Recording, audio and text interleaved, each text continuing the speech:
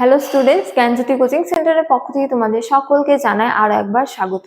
তো স্টুডেন্টস, আজকের ক্লাসে আমরা যে বিষয় নিয়ে আলোচনা করব তা হলো বর্তমানে সিন্ধু সভ্যতাকে হরপ্পা সভ্যতা বলা হয় কেন। ঠিক আছে, তো তা নিয়ে আজকের ক্লাসে আমরা আলোচনা করব। তো আলোচনা শুরু করার পূর্বে তোমাদের বলে রাখি, তোমরা যারা যারা BU অর্থাৎ বর্ধমান ইউনিভার্সিটির অন্তর্গত বিভিন্ন কলেজগুলোতে ফার্স্ট সেমিস্টারে পড়াশোনা করছো, তোমাদের যাদের যাদের মেজর হিস্ট্রি রয়েছে তাদের পেপার ওয়ানের একটি গুরুত্বপূর্ণ টপিক নিয়ে আজকে আমরা আলোচনা করব। তো চলো দেরি না করে আমরা আজকের আলোচনা শুরু করি। তো আলোচনা শুরু করার পূর্বে তোমাদের একটা ছোট্ট ইনফরমেশন দিয়ে রাখি যে তোমরা যারা যারা ভাবছো তোমরা এই সেমিস্টারে আমাদের সাথে অনলাইনে যুক্ত হবে, তোমরা কিন্তু এই দুটো নাম্বারের মধ্যে যে কোনো একটিতে যোগাযোগ করে আমাদের সাথে যুক্ত হতে পারো।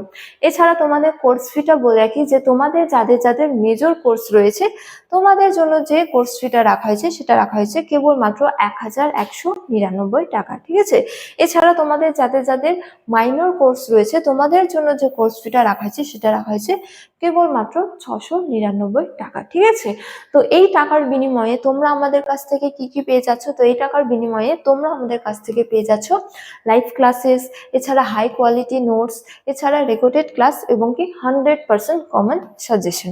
ঠিক আছে, তো স্টুডেন্টস এই ছিল ছোট্ট একটা ইনফরমেশন। এবারে আমরা আজকে আলোচনা শুরু করি।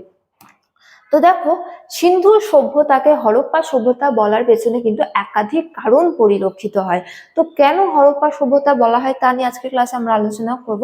তো দেখো, বলা হয়েছে যে সিন্ধু নদকে কেন্দ্র করে মহান সিন্ধু সভ্যতার বিকাশ ও সমৃদ্ধি ঘটে বলে আর্কিওলজিক্যাল সার্ভে অফ ইন্ডিয়া এর তদানীন্তন অধিকর্তা স্যার জন মার্শাল এই সভ্যতার নামকরণ করেছিলেন সিন্ধু সভ্যতা। ঠিক আছে, তো প্রাথমিক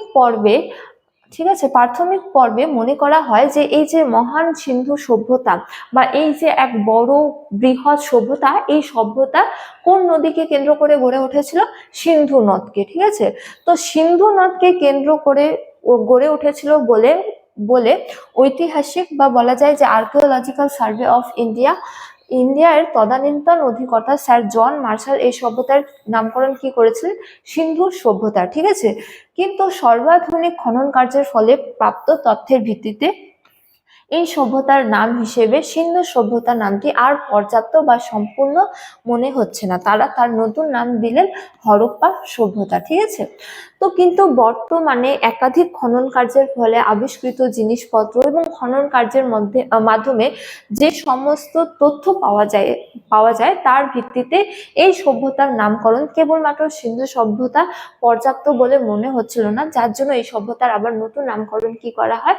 হরপ্পা সভ্যতা। ঠিক আছে, তো এই হরপ্পা সভ্যতার নামকরণের পেছনে কিন্তু একাধিক কারণ পরিলক্ষিত হয়। যেমন এবারে আমরা সেই কারণগুলি নিয়ে আলোচনা করব। যেমন প্রথমত রয়েছে যে ইরাবতী নদীর পশ্চিম পাড়ে অবস্থিত প্রাচীন হরপ্পা নগরটি ছিল প্রাচীনত্ব, কৃষ্টি ও সংস্কৃতির বিচারে অন্যান্য নগর অপেক্ষা অনেক বেশি গুরুত্বপূর্ণ। ঠিক আছে, তো প্রাথমিক পর্বে এই সভ্যতার নামকরণ করা হয়েছিল কি? সিন্ধু সভ্যতা। কেন করা হয়েছিল? ও ধারণা করা হয়েছিল যে কেবলমাত্র সিন্ধু নদকে কেন্দ্র করে এই বিশাল সভ্যতা গড়ে উঠেছিল বলে এই সভ্যতার নামকরণ করা হয়েছিল কি? সিন্ধু সভ্যতা। কিন্তু বর্তমানে আবিষ্কৃত খনন কার্যের মাধ্যমে এই সভ্যতার নাম সিন্ধু সভ্যতাই বলে কেবলমাত্র পর্যাপ্ত বলে মনে হচ্ছিল না, বলে এই সভ্যতার আরো নামকরণ কি করা হয়?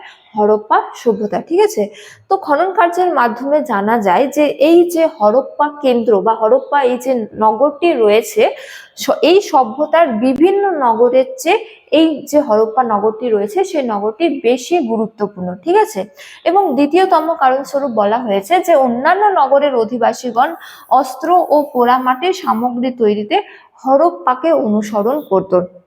তো এই যে বিশাল সভ্যতা রয়েছে এবং এই সভ্যতায় যে একাধিক নগর রয়েছে, সেই নগরগুলি অস্ত্র ও পোড়া মাটির সামগ্রীর জন্য কাকে অনুসরণ করত? কোন নগরকে অনুসরণ করত? তো এই ক্ষেত্রে তারা হরপ্পাকে অনুসরণ করত। ঠিক আছে, এছাড়া তৃতীয়তম কারণস্বরূপ বলা হয়েছে যে উৎখনন দ্বারা প্রাপ্ত বস্তু থেকে প্রমাণ পাওয়া যায় হরপ্পা নগরটি অন্যান্য নগর থেকে অনেক বেশি প্রাচীন। ঠিক আছে, তো এই যে হরপ্পা নগরটি রয়েছে, এই হরপ্পার নগরটি বিভিন্ন দিক থেকে গুরুত্বপূর্ণ, তার পাশাপাশি কি প্রাচীন, এছাড়া অন্যান্য নগর অস্ত্র এবং অন্যান্য সামগ্রিক জন্য হরপ্পাকে অনুসরণ করত। ঠিক আছে, এছাড়া বলা হয়েছে যে আধুনিক প্রত্নবিজ্ঞানে কোনো সভ্যতার নামকরণ পদ্ধতির পরিবর্তন ঘটেছে। ঠিক আছে, যেমন বলা হয়েছে যদি সমসংস্কৃতি সম্পন্ন একাধিক প্রত্নকেন্দ্র আবিষ্কৃত হয় তাহলে প্রথম আবিষ্কৃত প্রত্নকেন্দ্রের নাম অনুসারে সভ্যতার নামকরণ করা হয়। তো বর্তমানে যদি কোনো সভ্যতার আবিষ্কৃত হয়ে থাকে তাহলে সেই সভ্যতার নামকরণ কিভাবে করা হয়, যেই কেন্দ্রে বা ঠিক আছে যেই অঞ্চলে প্রথম প্রত্নকেন্দ্র বা প্রথম কোনো কিছু আবিষ্কৃত হয়ে থাকে, ঠিক আছে, তাহলে সেই যে প্রথম কেন্দ্র বা যে কেন্দ্র থেকে সর্বপ্রথম কোনো কিছু প্রত্ন সামগ্রী আবিষ্কৃত হয়ে থাকে তাহলে সেই কেন্দ্রের ওপর বা সেই কেন্দ্রকে অনুসরণ করে সেই সভ্যতার কি করা হয়, নামকরণ করা হয়। তো সেহেতু হরপ্পা সভ্যতার নামকরণ সিন্ধু সভ্যতার নামকরণ হরপ্পা সভ্যতা রাখা হয়, কেননা 1826 সালে চার্লস ম্যাসন হরপ্পার ঢিবির কথা সর্বপ্রথম বলেছিলেন। এছাড়া আলেকজান্ডার কানিংহাম প্রথম হরপ্পাতেই কতকগুলি শিলমোহর পেয়েছিলেন। ঠিক আছে, তো তাই এই সভ্যতাকে হরপ্পা সভ্যতা বলাই যুক্তিযুক্ত। তো সমসংস্কৃতি সম্পন্ন যদি কোনো সভ্যতা আবিষ্কৃত হয়ে থাকে যে অঞ্চলে বা যেই কেন্দ্রে প্রথম প্রত্ন সামগ্রী বা প্রথম কোনো কিছু আবিষ্কৃত হয়ে থাকে তাহলে সেই কেন্দ্রের নাম অনুসারে সমগ্র সভ্যতার নামকরণ করা হয়। তো সেহেতু সিন্ধু সভ্যতার নামও হরপ্পা সভ্যতাও করা হয়েছে, কেননা হরপ্পাতেই সর্বপ্রথম কি আবিষ্কৃত হয়েছিল, শিলমোহর, অর্থাৎ হরপ্পা নগর বা হরপ্পা কেন্দ্রেই এই বিশাল সভ্যতার সর্বপ্রথম নিদর্শন আবিষ্কৃত হয়েছিল বলে এই সভ্যতার নামকরণ কি করা হয়েছে, হরপ্পা সভ্যতা। এছাড়া চার্লস ম্যাসনও সর্বপ্রথম হরপ্পার ঢিবির কথাই বলেছিলেন। ঠিক আছে, তো সেই দিক থেকে এই সভ্যতার নামকরণ করা হরপ্পা সভ্যতা একেবারেই যুক্তিযুক্ত। এছাড়া অন্যতম আরেকটি কারণ হিসেবে বলা হয়েছে যে পরবর্তীকালে নানা আবিষ্কার ও নতুন নতুন তথ্য পাওয়া গেছে।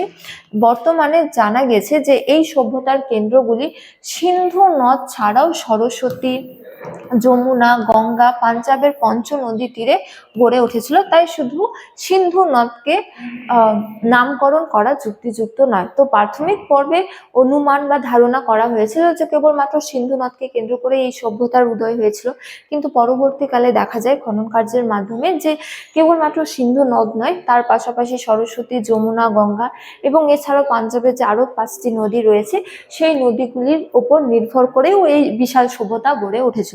তো এতগুলো নদীকে কেন্দ্র করে গড়ে উঠেছিল, কিন্তু কেবলমাত্র সিন্ধু নদকে কেন্দ্র করেই এই সভ্যতার নামকরণ করা হয়েছে। সুতরাং সেই দৃষ্টিকোণ থেকে এই সভ্যতার নাম সিন্ধু সভ্যতা রাখা যুক্তিযুক্ত নয়। সুতরাং এই সভ্যতার নামকরণ কি করা হয়েছিল, হরপ্পা সভ্যতা। ঠিক আছে, তো উপরে উল্লেখিত কারণগুলির জন্য প্রত্নতত্ত্ববিদগণ বর্তমানে সিন্ধু সভ্যতাকে কি বলে থাকেন, হরপ্পা সভ্যতা বলে থাকেন।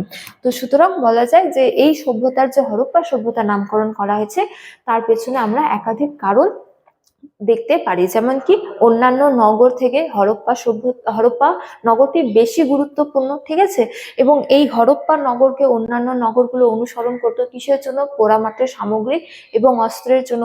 এবং অন্যান্য নগর থেকে বলা যায় যে এই হরপ্পা নগরটি ছিল কি অধিক প্রাচীন। ঠিক আছে, এবং হরপ্পাতেই সর্বপ্রথম নিদর্শন আবিষ্কৃত হয়েছিল। ঠিক আছে, তো এই দৃষ্টিকোণ থেকে সিন্ধু সভ্যতাকে বর্তমানে প্রত্নতত্ত্ববিদগণ কি বলে থাকেন, হরপ্পা সভ্যতা। তো স্টুডেন্টস, এই ছিল আজকে আমার আলোচনার বিষয়। আজকের ক্লাস এতটাই। তোমাদের সাথে দেখা হবে পরবর্তী ক্লাসে। তখন তোমরা সকলেই ভালো থাকো, সুস্থ থাকো। Thank you.